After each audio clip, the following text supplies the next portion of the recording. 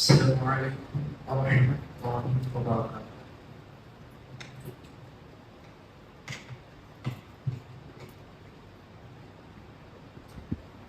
الله أكبر الله أكبر الله أكبر الله أكبر. أشهد أن لا إله إلا الله. أشهد أن لا إله إلا الله.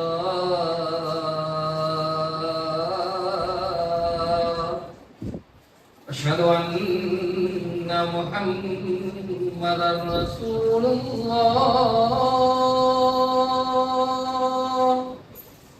أشهد أن محمدا رسول الله.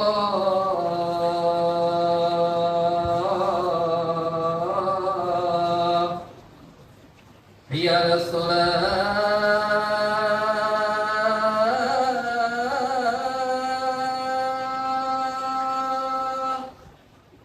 حي على الصلاة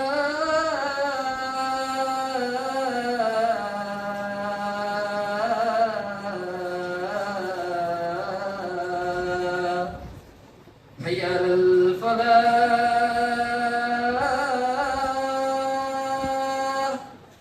حي على الفلاح.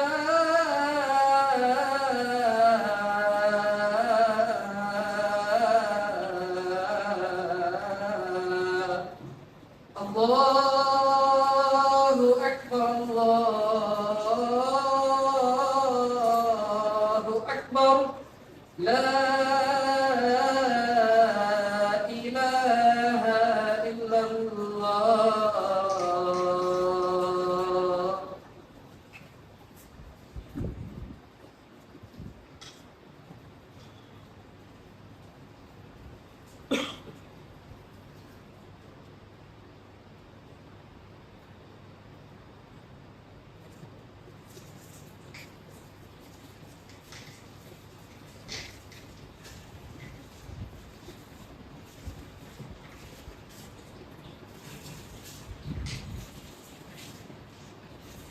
السلام عليكم ورحمة الله وبركاته. إن الحمد لله نحمده ونستعينه ونستغفره ونعوذ بالله من شرور أنفسنا ومن سيئات أعمالنا. من يهده الله فلا مضل له ومن يضلل فلا هادي له. أشهد أن لا إله إلا الله وحده لا شريك له وأشهد أن محمدا عبده ورسوله. أما بعد،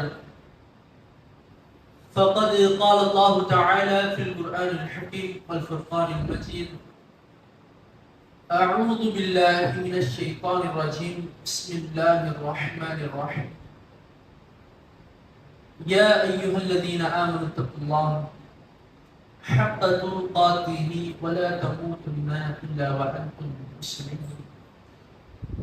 يا أيها الذين آمنوا اتقوا الله وقولوا قولا سديدا يصلح لكم أعمالكم ويغفر لكم ذنوبكم ومن يطع الله ورسوله فقد فاز فوزا عظيما.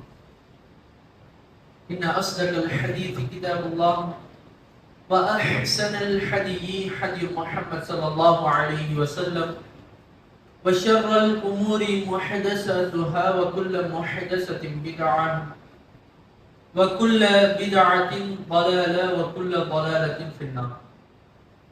رب اشرح لي صدري ويسر لي أمري واحلل عقدة من لساني يفقهوا قولي.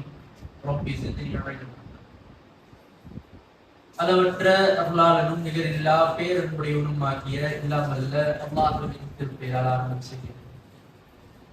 அந்த ஏக இறைவனின் சாந்தியும் சமாதானம் எம்பெருமானார் நபிகள் நாயகம் ஸல்லல்லாஹு அலைஹி வஸல்லம் அவர்கள் மீதும் அவர்களை பின்பற்றி வாழ்ந்த உத்தம சத்திய சஹாபாக்கள் சஹாபிய பெண்களின் குறிப்பாக அல்லாஹ் நம் மீது கடமையாக்கி இருக்கக்கூடிய இந்த ஜும்ஆவின் வணக்கத்தை நிறைவேற்ற வேண்டும் என்ற உயரிய எண்ணத்தோடும் ஆர்வத்தோடும் இங்கு குழுமியிருக்கும் நம் அனைவர் மீதும் என்றென்றும் என்று நிலவட்டுமாக என்ற பிரார்த்தனைகள் நிறையாக கண்ணியமிந்த எல்லாம் அல்ல அல்லாஹுவின் நல்லடியார்களே சகோதரர்களே சகோதரிகள் அல்லாஹுடைய இந்த மகத்தான கிருபையினால் நாம் அனைவரும் இந்த ஜும்ஆவுடைய ஆரம்ப நேரத்தில் அல்லாஹுடைய மார்க்கத்தை அறிந்து கொள்ள வேண்டும் என்ற நல்ல ஆர்வத்தோடு இந்த சபையில ஒன்று கூடியிருக்கும். ஆரம்ப நேரத்தில் வருபவர்களுக்கு அல்லாஹுடைய தூதர் பல நன்மைகளையும் சொல்றாங்க. அதையும் உணர்ந்தவர்களாக எல்லா நன்மைகளையும் அடையணும். சொற்பொழிவுக்கு முன்பாக இமாம் மிம்பர்ல ஏறுவதற்கு முன்பாக நான் அந்த ஜும்ஆவுடைய அந்த நன்மைகளை அடைய வேண்டும் என்று ஆரம்ப நேரத்தில் இங்க வந்து அமர்ந்திருப்போம். அதுல மாற்று கருத்து கிடையாது. ஆனா அமரக்கூடிய நீங்களும் பேசக்கூடிய நான் இங்க பேசப்படக்கூடிய இந்த உபதேசங்கள் இந்த பேச்சுக்களுக்கு செவித்தாழ்த்து கேட்கணும். அல்லாஹ்வுடைய தூதர் சொல்லும் பொழுது வரது மட்டும் பிரச்சனை கிடையாது. செவித்தாழ்த்து கேட்கணும். வாய் மூடி எதுவும் மௌனமாக எதுவும் பேசாமல் வீணான காரியங்கள் ஈடுபடாமல் அந்த ஜும்ஆவுடைய உரையை செவிமடுப்படும் அந்த வணக்கத்துல அந்த நன்மைகளை முழுமையாக அடைந்து கொள்வதில் ஒரு அம்சமாக இருக்கு. அதே போல அல்லாஹ் தன் திருமறையில இந்த மூமின்களுடைய பண்பை பத்தி பேசும் பொழுது பதக்கீர் அவர்களுக்கு நீங்க உபதேசம் செய்யுங்க. இன்ன திக்ரா தன்ஃபஉல் முஃமினீன், அது மூமின்களுக்கு பயனளிக்கும் சொல்லி அல்லாஹ் ரப்பல் ஆலமீன் சொல்றான். அவ எந்த உரை நிகழ்த்தப்பட்டாலும் அதில் எனக்கு என்ன, இது வந்து வேற யாருக்கும் சொல்றாங்க, வேற ஏதோ நபருக்கு சொல்றாங்க, அவர் வந்திருந்தா நல்லா இருக்குமே, அவரை பத்தி தான் முழுமையாக பேசுறாங்க. இப்படி பிறரை பற்றி யோசிக்காம எனக்கு இந்த திருமறை குர்ஆன் வசனத்தில் இருந்து எனக்கு இந்த ஹதீஸில் இருந்து என்ன படிப்பினை கிடைக்கும், இதனால் என்னுடைய வாழ்க்கையை எப்படி மாற்ற முடியும் சொல்லிட்டு நாம சிந்திக்கக்கூடியவர்களாக இருக்கணும். இது முதல் விஷயமாக சொல்லி அல்லாஹ்வுடைய தூதர் கிட்ட ஒரு நபி தோழர் வராரு. வந்து யா ரசூலல்லாஹ், இஸ்லாம் இந்த மார்க்கம் என்ன, இஸ்லாம் சொன்னா என்ன, இந்த தீன்னா என்ன அப்படின்னு சொல்லி கேட்கிறார். அப்ப அல்லாஹ்வுடைய தூதர் பல விஷயங்களை சொல்லலாம், வணக்க வழிபாடுகளை சொல்லலாம். இப்ப ரசூலுல்லாஹி ஸல்லல்லாஹு அலைஹி வஸல்லம் சொல்லுவாங்க, அத்தீனு வன்-நஸீஹா, இந்த மார்க்கம் என்பது பிறர் நலன் நாடுதல் தான். இஸ்லாம்னு சொன்னாலே பிறருடைய நலத்தை நாட வேண்டும், பொது நலம் இருக்கணும்னு சொல்லி ரசூலுல்லாஹ் சொல்றாங்க. நம்மள பலருக்கு வந்து வாயளவுல பொது நலம் நாடணும், நான் சுயநலவாதி கிடையாது அப்படிலாம் சொல்லுவோம்.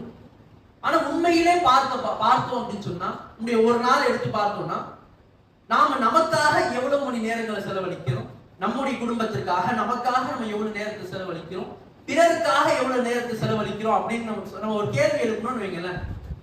நம்மள அதிகமான நபர்கள் சுயநலவாதிகளாக தான் இருக்கும். நமக்காக தான் நமக்கு நிறைய காரியங்களை செய்யும். பிள்ளைகள் பள்ளிக்கூடத்துக்கு போறாங்களா, கல்வி நிலையங்களுக்கு போறாங்களா, எதற்காக? அவர்களுடைய வாழ்க்கை நல்லா இருக்கும். நாம வேலைக்கு போறோமா, நம்முடைய குடும்பம் நல்லா இருக்கும். அப்ப இதுல வந்து இது வந்து செய்யக்கூடாது, சுயநலமா இருக்கக்கூடாது. இஸ்லாம் அப்படி சொல்லல. இஸ்லாம் என்ன சொல்லுதுன்னா, எல்லாம் சொல்லுவாங்க, எல்லாம் வந்து பொதுநலமாக இருக்கணும், சுயநலவாதியா இருக்கக்கூடாது அப்படின்னு சொல்லுவாங்க. இஸ்லாம் என்ன சொல்லுதுன்னா, நீ பொது நலத்தை கருதுறல, அதுதான் உன்னுடைய சுயநலம். ஏன் அப்படி சொல்றோம்? பொது நலத்தை கருதுறது தான் சுயநலம் சொன்னா ஏன் அப்படி சொல்றோம்? ரசூலுல்லாஹி சொல்லுவாங்க, பொதுவாக பல ஹதீஸ்கள் இருக்கு, நம்ம சும்மா ஒரு சில ஹதீஸ்களை மேற்கோள் காட்டுறோம்.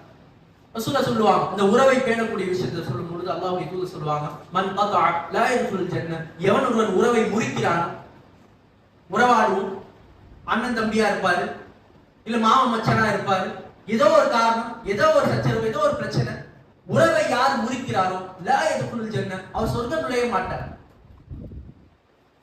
ஒரு முஸ்லிமுக்கு இலக்கணத்தை பத்தி அல்லாஹ்வுடைய தூதர் சொல்லும் பொழுது நாம சொல்லுவோம், தாடி வச்சிருப்பாரு, பார்த்தா தொப்பி போட்டிருக்காரு, தாடி, முஸ்லிம்.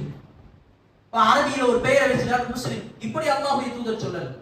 அல்லாஹ்வுடைய தூதர் முஸ்லிமுக்கு இலக்கணம் சொன்னாங்க, எவனுடைய கரத்தாலும் எவனுடைய நாவாலும், பில் லிசானிஹி வ யதிஹி, எவனுடைய நாவாலும் கரத்தாலும் பிற முஸ்லிம்கள் பிற மக்கள் பாதுகாப்பு பெறாங்க.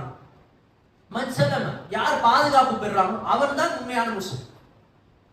உண்மையான முஸ்லிமுக்கு அளவுகள் ரசூலுல்லாஹ் இலக்கணத்தை வகுத்து கொடுக்கிறாங்க. பிற மக்களை நம்ம தொல்லை செய்யக்கூடாது, நம்மளுடைய நாவாலும் நம்மளுடைய கரத்தாலும் தொல்லை செய்யக்கூடாது, நம்மால் அவர்கள் பாதுகாப்பு பெறணும். இந்த இலக்கணத்துக்குள்ள நாம் அடங்குறோமா? என்னுடைய நாவு பிற மனிதர்களுடைய குறையை பேசாம இருக்கா? பிற மக்களை அவமானப்படுத்தாம இருக்கா? ஏதோ ஒரு கேலிக்காக, ஏதோ ஒரு காமெடி ஃபன்னுக்காக பண்றேன். அவருடைய மனசு நோக்கமே பரவாயில்லை, பிரச்சனை இல்லை. அவரை பத்தி பிறர்கிட்ட பேசினா அவரால் வெளியே வர முடியாது, அவரால் தலை காட்ட முடியாது, பரவாயில்லை, பிரச்சனை இல்லை. அவர் செய்யறதுதான் சொல்லும். பேசுறாங்களா இல்லையா? அல்லாஹ்வுடைய தூதர் சொன்னாங்க, நீ உண்மையான முஸ்லிமா உன்னுடைய நாவால் பிறருக்கு தொந்தரவு தராது, உன்னுடைய கரத்தால் உன்னுடைய கைகளால் செய்யக்கூடிய அந்த செய்களினால் பிறருக்கு தொல்லை கொடுக்க கூடாது. அவன் தான் உண்மையான முஸ்லிம். ரசூலுல்லாஹ் சொன்னாங்க. இப்ப இந்த இடத்துல நம்மை சிந்திச்சு பார்க்கணும். நான் என்ன முஸ்லிம்னு சொல்லிக்கிறேன், நான் சொர்க்கத்திற்கான செயல்களை செய்யணும்னு சொல்லிட்டு பல அமல்களை செய்யறேன், பல தியாகங்களை செய்யறேன். நான் பிறருடைய விஷயத்துல எப்படி இருக்கு? ஏன்னா மார்க்கத்துல வணக்க வழிபாடுகளை பொறுத்தவரை அதுல ஏதாவது ஒரு குறைபாடு இருந்துச்சுன்னு சொன்னா அல்லாஹ்வுடைய தூதர் சொல்றாங்க, அல்லாஹ் தான் நாடியோருக்கு மன்னிப்பான். தான் நாடியோரை அல்லாஹ் மன்னிப்பான், தான் நாடியோரை அல்லாஹ் தண்டிப்பான். இது பிறருடைய விஷயங்கள் வந்துருச்சுன்னு சொன்னா, உரிமை மீறல் விஷயங்கள் வந்துருச்சுன்னு சொன்னா, நம்மளுடைய நாவாலையும் நம்மளுடைய கரத்தாலையும் யாரோ ஒருத்தருக்கு ஏதோ ஒரு வகையில தொல்லையை கொடுத்துட்டோம்னு சொன்னா, அவர் மனசு கஷ்டப்பட்டுட்டாரு அப்படின்னு சொன்னா, அவர் மன்னிக்காதவரை அல்லாஹ் மன்னிக்க மாட்டான். நாளை மறுமை நாள்ல வந்து அவர் நம்ம கிட்ட கணக்கு கேட்பார். அல்லாஹ் ரப்பல் ஆலமீன் அவர் யார் அநீதம் இழைத்தாரோ அவருடைய நன்மைகளை தூக்கி கொடுப்பான். என்னுடைய நிலைமை எப்படி இருக்கு? நான் என்ன முஸ்லிம்னு சொல்லிக்கிறேன், என்ன முஃமின்னு சொல்லிக்கிறேன். அல்லாஹ்வுடைய தூதர் சொன்ன இந்த இலக்கணத்துக்குள்ள நான் வரேனா? மார்க்கம் என்றாலே, இஸ்லாம் என்றாலே ரசூலுல்லாஹ் எதை வேணாலும் சொல்லியிருக்கலாம். பிறர் நலத்தை நாடுதல் சொல்லிட்டு அல்லாஹ்வுடைய தூதர் சொல்றாங்க. அந்த கேட்டகரியில என்னுடைய விஷயம் இருக்கா? உறவை பேணக்கூடிய விஷயங்கள் அல்லாஹ்வுடைய தூதர் சொல்லுவாங்க, பதிலுக்கு பதில் நீ உறவாடு. அவன் கிட்ட நல்லா பேசுறான், அதனால நீனும் நல்லா பேசு. அவன் சண்டை போட்டு பேசாம இருந்தான்னு சொன்னா நானும் பேச மாட்டேன். இப்படி பதிலுக்கு பதில் உறவாடுவது உறவை பேணுவது கிடையாது. அவன் சண்டை போட்டாலும் என்னதான் இருந்தாலும் உறவு இப்படி பேசும். அன்பு பாராட்டக்கூடியவர்களாக இருக்கும்.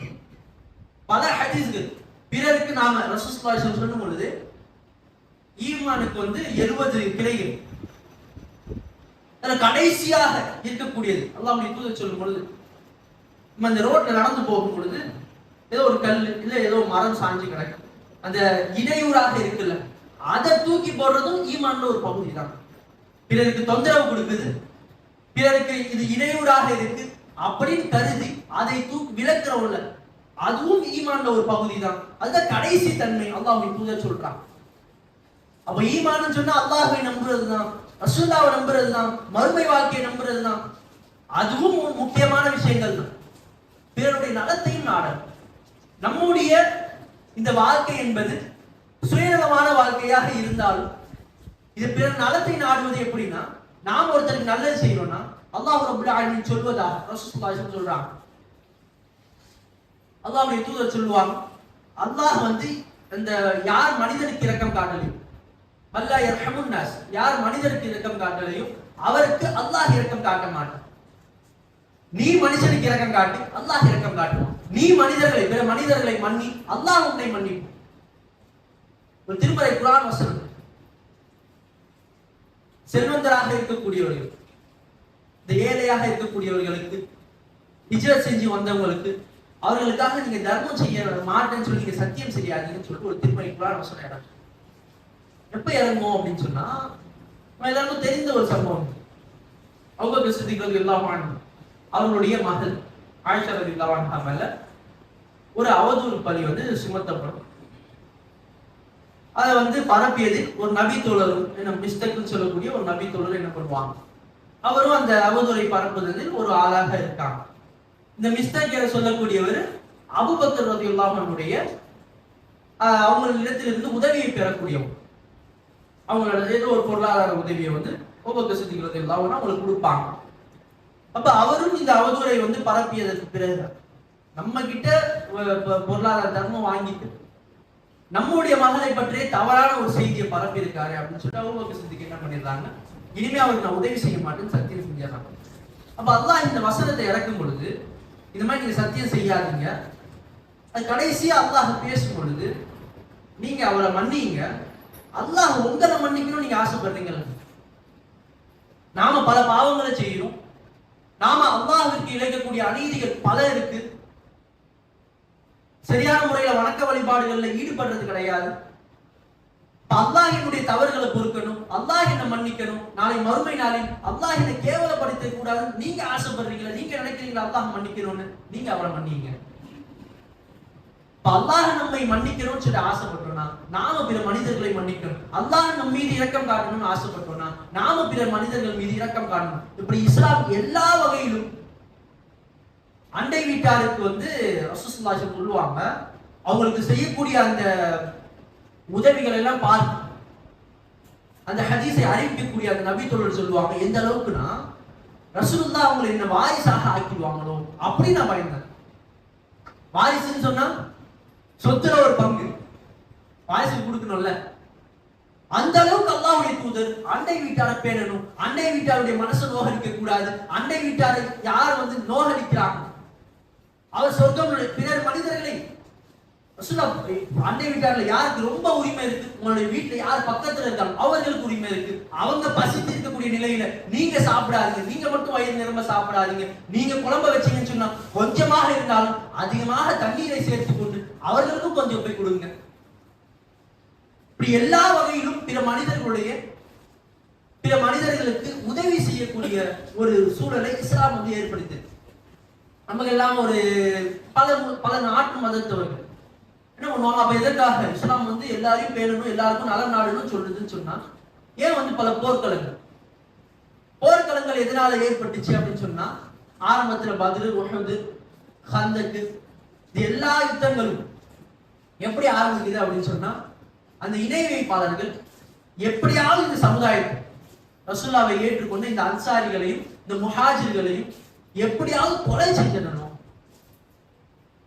பத்ர் போர் எப்படி வருது? பத்ர் போருக்கு அல்லாஹ்வுடைய தூதர் என்ன பண்றாங்க, ஒரு வியாபார கூட்டத்தை மறிப்பதற்காக. என்னன்னா அபு சுஃபியானுடைய தலைமையில் ஆரம்பத்துல இறை மறுப்பாளராக இருக்காரு, பின்னாடி இஸ்லாத்தை ஏத்துக்கிறாங்க. இப்ப அபு சுஃபியானுடைய தலைமையில ஒரு வியாபார கூட்டம் சிரியாவை நோக்கி போகுது. எதற்காக போறாங்க அப்படின்னு சொன்னா, இந்த முஸ்லிம்கள் மதீனாவுல இன்னும் வளர்ந்துகிட்டே இருக்காங்க, தாவா பணி வீரியமாக இருக்கு. அப்ப அவர்கள் எடுத்து போர் செய்யணும்னு சொன்னா பொருளாதார ரீதியாக நிறைய செலவாகும். அதற்காக ஒரு வியாபார கூட்டம் என்ன பண்ணுது, சிரியாவை நோக்கி போகுது. இந்த செய்தி அல்லாஹ்வுடைய தூதருக்கு வருது. ரசூலுல்லாஹி ஸல்லல்லாஹு அலைஹி வஸல்லம் அந்த வியாபார கூட்டத்தை மறிப்பதற்காக போயிட்டு வியாபாரம் செஞ்சுட்டு வராங்க. வரும் வழியில் மறிப்பதற்காக அல்லாஹ்வுடைய தூதர் போறாங்க. இந்த செய்தி அபு சுஃபியானுக்கு போகுது. அபு சுஃபியான் மக்காவுக்கு செய்தி அனுப்புறான், இந்த மாதிரி ரசூலுல்லாஹி ஸல்லல்லாஹு அலைஹி வஸல்லம் எங்களை பிடிக்க வராங்க, இந்த முஸ்லிம்கள் எங்களை பிடிக்க வராங்க அப்படின்னு சொல்லிட்டு மக்காவுக்கு அபூஜஹலுக்கு செய்தி அனுப்புறாங்க. அப்ப இப்படிதான் இந்த சூழல் தான் ரசூலுல்லாஹ் ஒரு வியாபார கூட்டத்தை மறிக்க போறாங்க, அவருடைய வியாபாரத்தை தடுக்கிறதுக்காக அல்லாஹ்வுடைய தூதர் போறாங்க. இப்ப இந்த சூழல்ல தான் பத்ருடைய போர்க்களம் அங்குதான் அந்த அபூ சுஃபியானுடைய தலைமையில் இருக்கக்கூடிய அந்த படை தப்பித்து மக்காவுக்கு வேற வழியில போய் மக்காவுக்கு போயிடுறாங்க. இப்ப மக்காவுல இருந்த அந்த காஃபிர்கள் என்ன பண்றாங்க, இந்த பத்ர்னு சொல்லக்கூடிய ஒரு கிணத்துக்கு பக்கத்துல அங்கேதான் போர் நடக்குது. அதனாலதான் பத்ருடைய போர்க்களம் சொல்றோம். இப்படிதான் பத்ருடைய போர்க்களம் ஆரம்பமாகும். இப்ப இங்க யார் அழிப்பதற்கான நோக்கத்தோட வராங்க அப்படின்னு சொன்னா காஃபிர்கள். இப்ப நம்மை அழிப்பதற்காக ஒரு கூட்டம் வருது, ஒரு படை வருது, பிற நலம் நாடணும் அப்படின்னு சொல்லிட்டு அங்க அமர்ந்துட்டோம்னு சொன்னா, சரி யாரையும் தொந்தரவு கொடுக்க கூடாது, அங்க அமர்ந்துட்டோம்னு சொன்னா ஒரு சமூகமே அழிக்கப்படும். அதனால தற்காப்புக்காக இஸ்லாத்தை ஏற்றுக்கொண்டதற்காக நாம கொலை செய்யப்படணுமா? யாராக இருந்தாலும் சரி, நம்ம ஒருத்தர் அடிக்க வராது, தேவையில்லாம அடிக்க வராது அப்படின்னு சொன்னா திரும்ப அடிக்கதான் செய்யும். அப்ப இந்த போர்க்களத்திற்காக இந்த சமுதாயத்தை, நம்முடைய சமுதாயத்தை பாதுகாப்பதற்காக எல்லா நபித்தோழர்களும் முன்னாடி வராங்க. எந்த அளவுக்கு அப்படின்னு சொன்னா, இந்த பத்ருடைய போர்க்களத்தை ரசூலுல்லாஹ் அறிவிச்சிட்டாங்க. முஸ்லிம்கள் ரொம்பவும் சொற்பமான நபர்கள், காபிர்கள் 3-4 மடங்கு அதிகமாக இருக்காங்க. எல்லா முஸ்லிம்களுக்கு தெரியும். ரசூலுல்லாஹ் அறிவிச்சிட்டாங்களா, சஅத் பின் ஹுதாமா சொல்லக்கூடிய ஒரு நபித்தோழர், அவர் அவருடைய வீட்டுல போய் இருக்காரு, அவருடைய தந்தை இருக்காரு. அப்ப அவருடைய தந்தை சொல்றாரு, இந்த மாதிரி ரசூலுல்லாஹ் ஒரு போர்க்களத்தை அறிவிச்சிருக்காங்க, நான் அந்த போர்க்களத்துல பங்கெடுக்க போறேன் அப்படின்னு சொல்லிட்டு தந்தை சொல்றாரு, ஹுதைமா ரலியல்லாஹு. அப்ப சஅத் மகன் சொல்றாரு, இல்ல நீங்க கலந்துக்க கூடாது, நான் தான் இந்த போர்க்களத்துல கலந்துப்பேன். நீங்க உங்களுக்கு வயசாயிடுச்சு, நீங்க குடும்பத்தை பாத்துக்கங்க, சமுதாயத்தை பாதுகாக்கக்கூடிய அந்த வேலையை நான் பாத்துக்கிறேன், நான் போர்க்களத்துல போய் கலந்துக்கிறேன், நீங்க குடும்பத்தை பாத்துக்கங்கன்னு மகன் சொல்றாரு. அப்ப தந்தை திரும்பவும் சொல்றாரு, இல்ல இல்ல, இந்த நாள் எனக்குரிய நாள், நான் தான் அந்த போர்க்களத்துல கலந்துப்பேன்னு சொல்லிட்டு தந்தை சொல்றாரு மகன் கிட்ட. அப்ப ரெண்டு பேருக்கும் பேச்சுவார்த்தை முட்டுது. அப்ப என்ன பண்றாங்க, தந்தை வந்து ஒரு ஆலோசனை சொல்றாரு. இந்த மாதிரி என்ன பண்ணுவோம், ரெண்டு பேருடைய பெயரையும் ஒரு சீட்ல எழுதி வைப்போம், சீட்டு குலுக்கி போடுவோம், சீட் எடுப்போம், யாருடைய பெயர் வருதோ அவர்கள் இந்த போர்க்களத்துல போய் கலந்துக்கலாம் அப்படின்னு சொல்லிட்டு தந்தை சொல்றாரு. மகனும் சரி ஓகே சரியாதான் இருக்கு, சீட்டு குலுக்கி போடுவோம் அப்படின்னு சொல்லிட்டு மகனும் ஒத்துக்கிட்டாரு. பேர் எழுதப்படுது, சஅத் பின் ஹுதைமா, ஹுதைமா ரலியல்லாஹு அன்ஹு, ரெண்டு பேருடைய பேரும் ரெண்டு சீட்டுகள்ல எழுதப்படுது. மகன் சீட்டை கொடுக்கிறாரு, தந்தை மகனுடைய கையை பிடிக்கிறார். என்னுடைய அருமை மகனே, இத்தனை நாள் உன்னை வளர்த்தன, அதற்காக கேட்கிறேன், ஆதரத்தனையும் இந்த நாளை எனக்காக விட்டு கொடுத்துன அப்படின்னு சொல்லிட்டு மகன் கிட்ட தந்தை கேட்கிறார்.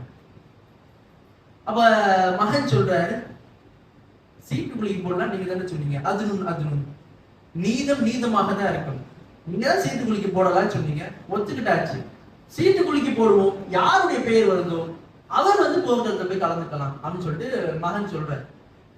தந்தை கையை விட்டுட்டாரு, சீட்டு குலுக்கி போடப்படுது, பெயர் எடுக்கப்பட்டா மகனுடைய பெயர் வருது, சஅத் பின் ஹுதைமான்னு சொல்லிட்டு மகனுடைய பெயர் வருது. தந்தை திரும்பவும் சொல்றாரு, நீதம் நீதமாக தான் இருக்கணும், அதுல இந்த மாற்று கருத்தும் கிடையாது, ஆனா இந்த நாள் உன்னுடைய தந்தைக்காக நீ விட்டு கொடுக்கலாமே அப்படின்னு சொல்லிட்டு மகன் கிட்ட தந்தை பேசுறாரு. அப்ப மகன் சொல்றாரு,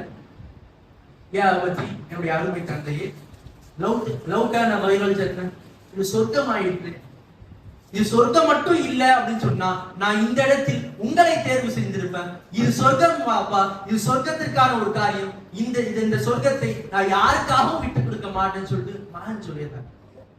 இந்த பதில்ல மரணித்தவர்களுடைய பெயர்களுடைய பட்டியலை எடுத்து பார்த்தோம் அப்படின்னு சொன்னா இந்த சஅத் பின் ஹுதைமா ரலியல்லாஹு அன்ஹு அவருடைய பெயரும் வந்து ஒரு பெயராக இருக்கு. தந்தை செய்தியை கேட்டு அலற, எதற்காக அப்படின்னா அந்த சீட்டுல மகன் இறந்துட்டாருன்ற கவலை வேறு, அந்த எடுத்த அந்த சீட்டுல சஅத் பின் ஹுதைமான்ற அந்த இடத்துல ஹுதைமான்னு சொல்லிட்டு அவருடைய பெயர் இருந்திருந்தா அவர் இன்னைக்கு அந்த சொர்க்கத்துல அந்த அல்லாஹ்வுடைய அர்ஷுக்கு கீழே ஒரு பச்சை நிற பறவை வடிவுல சுத்திட்டு இருந்திருப்போமே, நான் ஷஹீதாயிருப்பேனே, நான் அல்லாஹ்வுடைய பாதையில போர் செய்து நான் வர்ணிச்சிருப்பேனே அப்படின்னு சொல்லிட்டு அந்த தந்தை யோசிக்கிறார், அந்த தந்தை கவலைப்படுறாரு. அடுத்து உஹதுடைய போர் வருது, தந்தை அந்த போர்ல கலந்துக்கிறாரு, அந்த தந்தையும் ஹுதைமா ரலியல்லாஹு அன்ஹு உஹதுடைய போர்ல மரணிக்கிறாங்க. எதற்காக அந்த போர்க்களம் அப்படின்னு சொன்னா அல்லாஹ்வுடைய மார்க்கத்திற்காக சொல்லுவோம். அல்லாஹ்வுடைய மார்க்கம்னா எது?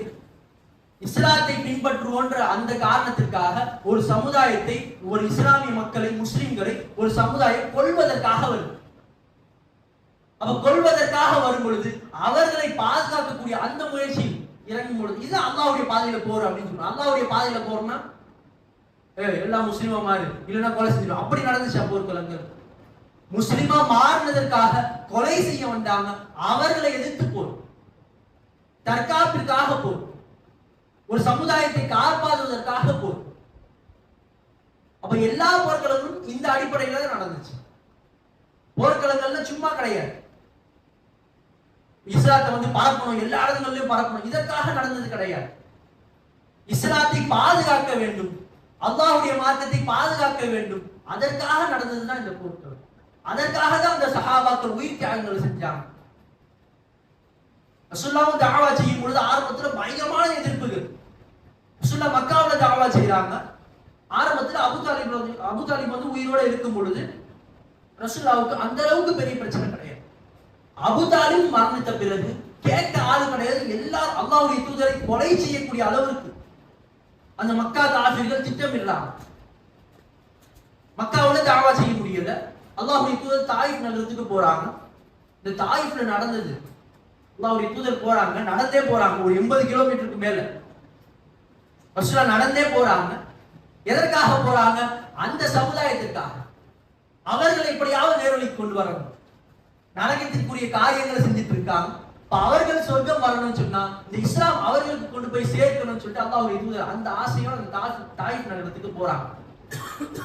அப்படி போயிட்டு அங்க இருக்கக்கூடிய அந்த பெரியவர்கள், அந்த சமுதாய தலைவர்கள் இருப்பாங்க, அவர்களை ஒருத்தரை போய் சந்திக்கிறாங்க. அவர்களுக்கு 3 மகன்கள். போய் சந்திக்கும் பொழுது அல்லாஹ்வுடைய தூதர் தாவா பண்ணி சொல்றாங்க. இந்த இஸ்லாத்தை பற்றி சொல்றாங்க, எடுத்து சொல்றாங்க. இப்ப அதுல ஒருத்தர் சொல்றாரு, அல்லாஹ்விற்கு வேற ஆள் கிடைக்கலையா?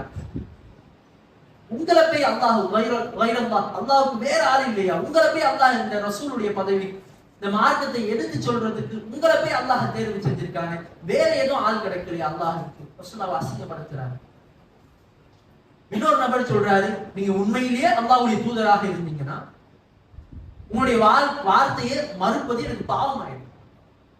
நீங்க பொய் சொல்றீங்கன்னா நீங்க பேசுறது எனக்கு கேட்க தேவை கிடையாது அப்படின்னு சொல்லி இன்னொரு நபர் சொல்றாங்க.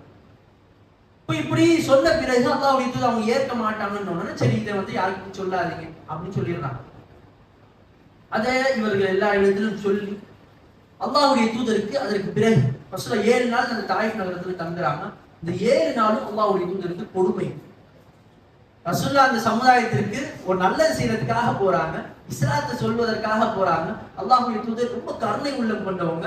ரசூலுல்லாஹ் இந்த மக்கள் எவ்வளவுதான் தொந்தரவு கொடுத்தாலும் அவங்க இஸ்லாத்தை இந்த நேர்வழிக்கு வந்துட்டாங்கன்னு சொன்னா அதை மறுமையில வெற்றி அடைஞ்சிருவாங்க. ரசூலுல்லாஹ்வுக்கு அந்த ஆசை தான். எப்படியாவது இவர்கள் நரகத்திற்கான காரியங்களை செஞ்சுட்டு இருக்காங்க, எப்படியாவது சொர்க்கத்திற்கான காரியத்தை இந்த இஸ்லாத்துக்குள்ள கொண்டு வரணும். இதுதான் ரசூலுல்லாஹ்வுடைய ஒரே மோட்டிவ்.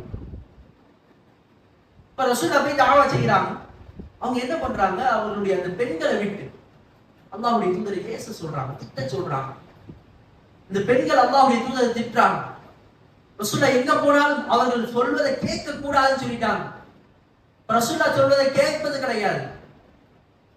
அதுக்கு பிறகு 7வது நாள் வருது, அல்லாஹ்வுடைய தூதரை இந்த ஊர்ல இருந்து துரத்தணும்ன்றதுக்காக, இழிவுபடுத்தி துரத்தணும் அப்படின்றதுக்காக சின்ன சின்ன பசங்க இருப்பாங்க, இந்த சிறுவர்களிடத்தில் கல்லை கொடுத்து அடித்து துரத்த சொல்றாங்க. ரசூலுல்லாஹ் அடிக்கிறாங்க. சின்ன நம்மளுடைய உயிரிலும் மேலான அந்த இறை தூதரை எதற்காக போயிருக்காங்கன்னா அந்த சமுதாயத்துக்கு நல்லது செய்யறதுக்கு தான் போனாங்க, தாவா செய்யறதுக்கு தான் போனாங்க. அப்படி போன அந்த இடத்துல நாம ஒருத்தர் நம்மள அந்த இடத்துல வச்சு சிந்திச்சு பாருங்க. ஒருத்தருக்கு நல்லது செய்யறதுக்காக போறோம், அந்த இடத்துல நம்மையே அடிச்சு துரத்துறாங்க ஒரு கூட்டமே சேர்ந்து. ஒரு நபர் இழிவுபடுத்தணுன்றதுக்காக சின்ன பிள்ளைங்க கிட்ட சின்ன கல்லை கொடுத்து ரசூலுல்லாஹ்வுடைய முகத்துல அடிக்கிறாங்க, அல்லாஹ்வுடைய தூதருடைய கால்ல அடிக்கிறாங்க. ரசூலுல்லாஹ்வுடைய உடல் முழுக்க ரத்தங்களா, ரத்தத்துல அப்படியே ரசூலுல்லாஹ் வலி தாங்க முடியாம ஓடுறாங்க. அல்லாஹ்வுடைய தூதர் அந்த தாயிஃப் நகரத்துக்கு வெளியே வராங்க. அல்லாஹ்வுக்கு கோபம். அல்லாஹ் ஜிப்ரீல் அலைஹிஸ்ஸலாம் அனுப்ப, மலக்கானி ஜிபால் மலையுடைய மலக்குமார் 2 நபர்களை ஜிப்ரீல் அலைஹிஸ்ஸலாம் அழைத்து வராங்க. அப்ப ஜிப்ரீல் அலைஹிஸ்ஸலாம் ரசூலுல்லாஹ் கிட்ட கேக்குறாங்க, முஹம்மது நீங்க கட்டளையிடுங்க, இந்த 2 மலைக்கு மத்தியில் இருக்கக்கூடிய இந்த தாயிஃப் நகரத்தை ஒண்ணுமில்லாம ஆக்கிறது.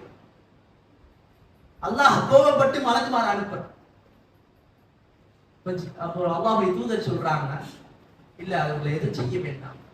அதுக்கு ரசூலுல்லாஹ் காரணத்தை சொல்றாங்க, இவர்கள் இஸ்லாத்தை ஏற்கலனா கூட இவர்களுக்கு பின்னாடி வரவங்க கண்டிப்பாக இஸ்லாத்தை ஏற்கக்கூடும், அவர்கள் சொர்க்கத்துக்கு போகலாம். இப்ப அழிச்சுட்டா யாருமே சொர்க்கத்துக்கு போக முடியாது, பின்னாடி மனசு திருந்தி சொர்க்கத்துக்கு வரலாம்.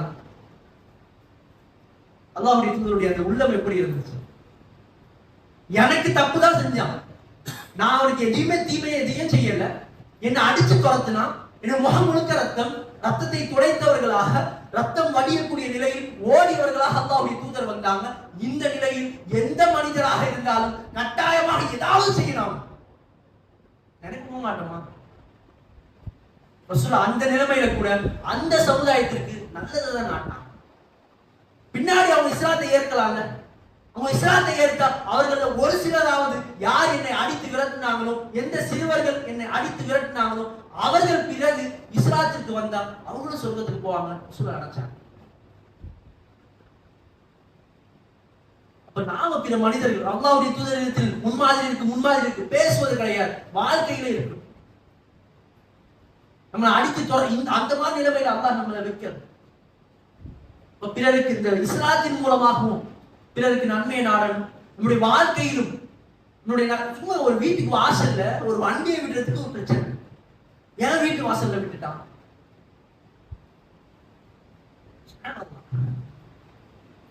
எந்த இறை தூதருடைய சமுதாயம் நாம?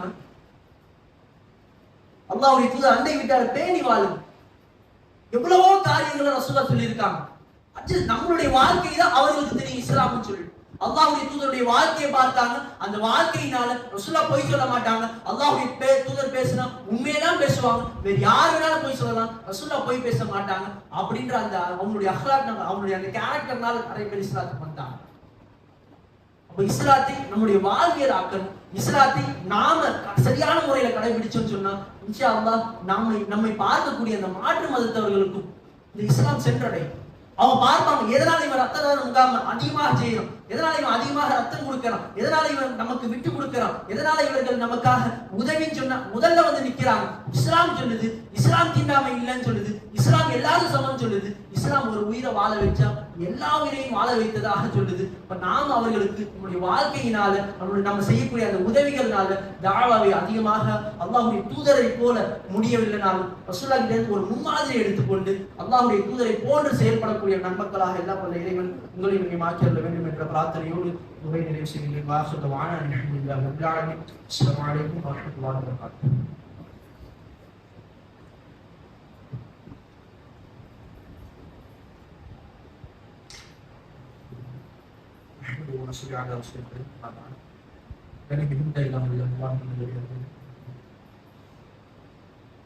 சமுதாயத்திற்காக நிச்சயமாக நாம ஒரு சில காரியங்களை செய்துதான் ஆக வேண்டும். நாம நம்மளுடைய நேரத்தை செலவு செஞ்சுதான் ஆக வேண்டும். ஏன்னா அது ஒரு சமுதாயத்திற்கு மட்டும் நல்லது கிடையாது, நமக்கும் அது நல்லது. அதனாலதான் ஆரம்பத்துல சொல்லும் பொழுது இஸ்லாம் என்ன சொல்லும்னா, நீ பொது நலம் நாடுற அப்படின்னு சொன்னா, நீ அண்டை வீட்டார் பேணுற, நீ உறவை சரியான முறையில பேணி வாழ்ற, நீ யாருக்கும் தொல்லை கொடுக்காம வாழ்ற, அதுதான் உன்னை சொர்க்கத்துக்கு கொண்டு போய் சேரும். அப்ப அது எனக்கு நன்மையாக அமையுது, அது என்னை சொர்க்கத்துக்கு கொண்டு போய் சேர்க்குதுன்னு சொன்னா, நாம மற்றவர்களுக்கு நலன் நாடணும் அப்படின்னு சொன்னா, நாம பிறருக்காக துஆ கேட்டோம்னு சொன்னா, அல்லாஹ் ரப்புல் ஆலமீன் நம்மை விட சிறந்த ஒரு கூட்டமான மலக்குமார்களை ஏற்படுத்தி அல்லாஹ் நமக்காக அவர்கள் துஆ செய்வாங்க. நாம கஷ்டப்படுறவங்களுக்காக துஆ கேட்டோம்னா அந்த மலக்குமார்கள் நமக்காக அல்லாஹ்விடத்தில் பிரார்த்தனை செய்வாங்க. இப்படிதான் அல்லாஹ் ஏற்படுத்தியிருக்கான். நாம ஒருத்தருக்கு இரக்கம் காட்டணும்னு சொன்னா அல்லாஹ் நமக்காக இரக்கம் காட்டுவான். கட்டாயமாக இந்த சமுதாயத்திற்கு நாம செய்யக்கூடிய உதவிகளாக இருந்தாலும், நாம காட்டக்கூடிய இரக்கங்களாக இருந்தாலும், அது அனைத்தும் நமக்கு தான் ஒரு நலனாக அமையுது. அதனாலதான் பொது நலத்தையும் சுயநலம் சொல்லி சொல்றோம். சரியா? அது நமக்கும் ஒரு நல்லதாக தான் அமைய இருக்கு, நன்மையாக அமைய இருக்கு. நமக்கு நாளை மறுமை நல்ல கண்டிப்பாக உதவக்கூடியதாக இருக்கு. அதே போல இந்த போராட்டங்கள், ஆர்ப்பாட்டங்கள், பொதுக்கூட்டங்கள் இதெல்லாம் நடத்தப்படுறது எதற்காக? ஒரு சமுதாயத்துடைய நலனுக்காக. சும்மா நாங்க இவ்வளவு பேர் இருக்கோம், இவ்வளவு பெரிய கூட்டம் இருக்கும் அதற்காக கிடையாது. இவ்வளவு பெரிய ஒரு கூட்டம் இந்த சமுதாயத்திற்கான நல்லதற்காக பாடுபடுறதுக்கு இருக்காங்க, அதை காட்டுறதுக்காக. அப்ப நாம இந்த ஆர்ப்பாட்டங்கள் யாராவது செஞ்சுப்பாங்க, நமக்கு நம்மளுடைய வேலை இருக்கு, நமக்கு நம்மளுடைய அலுவல்கள் இருக்கு. இப்படி நம்ம அதை உதாசீனப்படுத்தி தட்டிட்டு போகாம நாம நம்மளுடைய சமுதாயத்துக்காக எழுப்பப்படக்கூடிய அந்த குரலில் நம்முடைய குரலும் இருக்க வேண்டும் சொல்லி நாம் ஆசைப்படணும். முஹம்மது நபியுடைய அந்த சமுதாயம் எப்படி யார் போராட்டத்துல கலந்துக்கிறதுன்னு போட்டி போட்டுட்டு போனாங்க. இப்ப நாமும் அவங்களுடைய உம்மத்து தான். அல்லாஹ்வுடைய தூதர் நமக்காகவும் அந்த தாயிஃப் நகரத்துல அல்லாஹ்வுடைய தூதர் அடி வாங்கினாங்க அப்படின்னு சொன்னா, அவர்கள் சிந்திய அந்த ரத்தத்தினாலதான் நமக்கு இன்னைக்கு இஸ்லாம் கிடைச்சது. ரசூலுல்லாஹ் நம்ம மட்டும் நேர்வழியில இருந்துப்போம் அப்படின்னு அல்லாஹ்வுடைய தூதர் இல்லை, அந்த சஹாபாக்கள் இல்லை. அப்ப நாம நம்முடைய சமுதாயத்துக்காக பாடுபடணும். அப்ப அந்த அடிப்படையில் இன்ஷா அல்லாஹ் நம்முடைய ஜமாத்துடைய சார்பாக மன்னரையில ஒரு பெரிய மாபெரும் பொதுக்கூட்டம் ஏற்பாடு செஞ்சிருக்காங்க. இந்த பொதுக்கூட்டத்துல நம்முடைய மாநில பொதுச் செயலாளர் கூட இந்த நசுக்கப்படும் இஸ்லாமியர்களும் நமது கடமைகளும் என்ற தலைப்பின் கீழ் உரையாற்ற இருக்காங்க. இன்ஷா அல்லாஹ் வரக்கூடிய ஞாயிற்றுக்கிழமை நாளன்னைக்கு 18ஆம் தேதி இன்ஷா அல்லாஹ் மன்னரையில இந்த பொதுக்கூட்டம் நடைபெறும். இதற்காக நம்முடைய கிளை சார்பாகவும் வாகன ஏற்பாடு செய்யப்பட்டிருக்கு. இப்ப நாம சரி யாராவது போய் கத்தட்டும், ஏதோ ஒரு சமுதாயத்திற்காக, நம்முடைய சமுதாயம், நம்முடைய முஸ்லிம் மக்கள், நாம பல செய்திகள்ல பார்க்கிறோம், சமூக வலைதளங்கள்ல பார்க்கிறோம், பல இடங்கள்ல நசுக்கப்படுறதை பார்க்கிறோம். பார்த்து மனம் வருந்தது, கண்கள் கலங்குது. ஆனா நான் எதுவும் செய்ய மாட்டேன். கண்கள் கலங்கணும், கவலை வரதான் செய்யுது. அது எப்படி வெளிப்படுத்துறது?